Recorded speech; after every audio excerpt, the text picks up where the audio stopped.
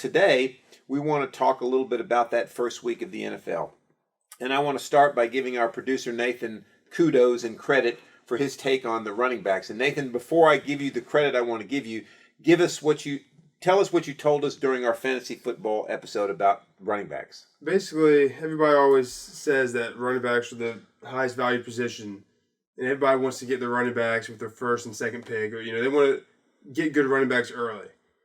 And I agree that running backs are the most valuable position if you can get one of the top 2 or 3 running backs. If you can get in this year's draft, it would have been if you can get McCaffrey, Ezekiel Elliott, or Barkley. Yeah.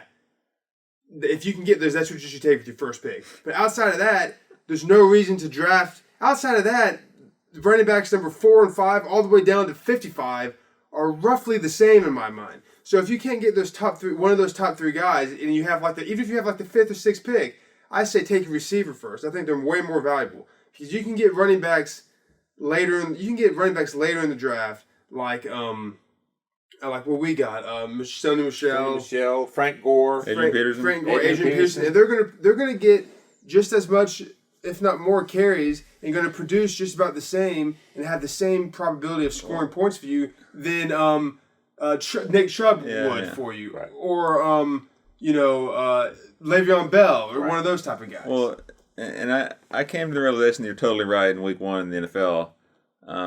Because I was in the same camp. I was like, I need a good running back. And then I ended up taking Chubb with my first round pick. And I had the last pick, so it put me behind the 8 ball. But and let me preface this by saying we're talking a PPR league here, which is what we're in. Right. Because like Nathan said, you say you take Chubb, who had I'm getting his stats wrong, but it was something like 12 carries for 62 yards. That's it. That's 6 points. Right. Okay.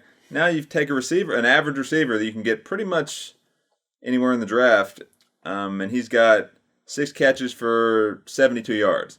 Well, that's 70 points for the yards, but 6 for the catch. That's 13 points. Right. All right. So that's almost double the points there. Right. And and I just mentioned an average receiver.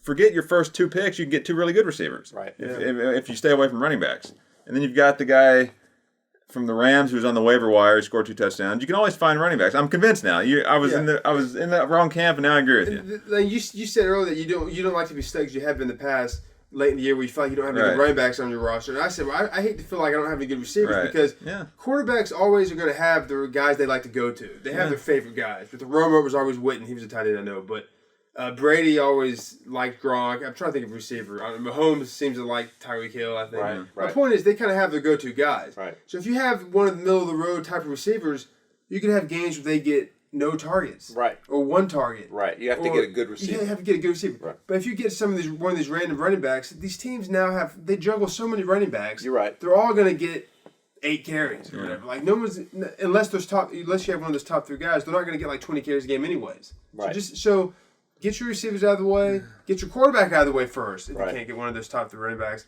and then get the Sony Michels or Frank Gore or Mostert, the guy from San Francisco. Those guys. Right. No, I wanted to get that conversation started because I wanted to give Nathan credit for that. Joseph came to that realization. We all did watching the game Sunday. We're sitting there watching the first week of the NFL season, and we're saying, who's this guy? Who's that guy? I mean, there was 3 or 4 running backs, it seemed like, on every team that was getting carries. Well, like Joseph was saying, he had Chubb, but Kareem Hunt. Kareem Hunt got more carries. Where was he on that list? He's probably on it, but he wasn't in the top 10 like Chubb was.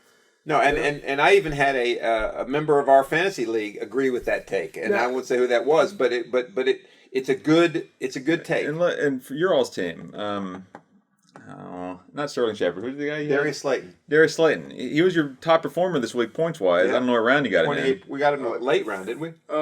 Kind of late, but there were some in our league who thought we got him too early. Yeah.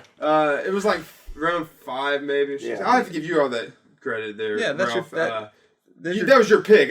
You told me about that. You told me to try to get him if we could, and I was like, all right, I don't really know much about him. There's your top performer right there. Not a running back and not a top flight receiver according to rankings. But I followed the reasoning that Nathan just mentioned. I knew that he was Daniel Jones. Him and Daniel Jones had a chemistry, and that's the guy he looked for. You know, so it doesn't matter about his name. It matters, does the quarterback have that chemistry with The him? quarterback would turn around and hand to any running back that the offensive coordinator sends in on that drive. It doesn't matter. But when he's sent back to film the pressure, he's going to go to his go-to targets. Right, the guy that he has faith in. That's exactly right. And then I think we all get kudos today. Joseph, many members of the draft thought Joseph took Adrian Peterson too soon. Yes. Adrian Peterson. And then for a while, it looked like Adrian Peterson might not have a team. The Lions sign him, and in week 1, the guy goes for 96 yards rushing and like 20 or 30 yards receiving. Yeah. Go ahead. I was going to say, I would like to ask all these people in the draft, how would they like to have Adrian Peterson right now? They're probably more than half will take him. Right. You got Adrian Peterson sitting a week before the NFL season, sitting there as a free agent. Anybody can have him. Okay. But then, and you look in that fantasy list, he's ranked. Well, even when he was still with the Redskins.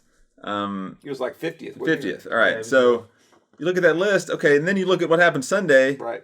He competed with the likes of McCaffrey. He had a better day than Barkley. Right. He had a better day than Ezekiel Elliott. He's 35 years old. And he did it on less carries. And He got like 14 less carries. Yeah. Matt Patricia, if you're listening, you're not. Offensive coordinator, if you're not. Give the guy 30 carries. Right. You gave him 14 carries, roughly. He gets better with carries. The ball's not heavy, as the old saying goes. Give it to him. Yeah. 30 carries this week. What do they have to lose, the Lions? Were they going to have a mediocre season? That's what they have every year. They should have won that game. They should have been throwing that route to Peterson. He wouldn't have dropped it. Well, not only that, the Lions, when they had the lead there late in the game, they should have been handing it to Peterson, not throwing it. There's always, of course, this is not across the board. There's always outliers to the, or there's always exceptions to the rule. Like I know, what's his name for Oakland that you like? Josh Jacobs. Josh Jacobs, He's yeah. one of those running backs that is not that top 3, and he had a huge day. He had like 3 touchdowns, but But they also gave it to other running backs. And I mean, he just had a big day. right. So my point is, in general, over the course of the season, you're better off doing that. I agree with that. So Receivers and quarterbacks, top 2. Then you go running backs are third, as far as. So that was our fantasy revelation week 1. That was our update, and I think this just goes to show all you listeners that you need to be listening to the Press Box podcast, because we gave you a fantasy. I mean, and here's another thing: we all talked about who were our guys ranked outside of the top 25 at their position, right? We all came up with guys that had pretty good days Sunday. Well, you talked about Mr. Trubisky, who led the team in a game-winning drive, a game-winning drive. Nathan, I think, mentioned Jimmy Graham, who scored a touchdown. Wasn't ranked in the top number of tight ends. I mentioned Greg Olsen scored a touchdown. I knew Russell wasn't going to look for him. You didn't mention Adrian Peterson. Adrian Peterson, of course. Yeah. Yes. Frank Gore. Frank Gore. He's Well, now going to be. well, that's just kind of like Bell got hurt. But he still got a lot of carries. He still had more yards than Bell did. Right. Yeah. No, so my point is, you need to listen to the Press Box podcast, because we give out knowledge that can be useful. I would love to speak with somebody who made that list and say, how do they put Frank Gore at like 75 or whatever he was on the list? How, you know he's going to get carries, and I don't understand. Because I don't know. Maybe they're following. Maybe they believe what you said. Maybe they think that he was buried on the depth chart and he might just get a few carries. I don't know. And also, let me say, what did I say about quarterbacks? You can always find some guy that's going to put you up numbers. Gardner Minshew, right? 19 for 20, 3 touchdowns, 170-something yards. That's a good fantasy day. I kind of agree with that, but I feel like with quarterbacks, you still need somebody who knows going to be productive every week. Like Gardner Minshew next week could throw 3 picks. That's true. I mean, all right. It's nice to have a good one, but as we said, your first 3 picks should be receivers or tight ends. Yeah, basically. I agree with that. Yeah, I agree with that.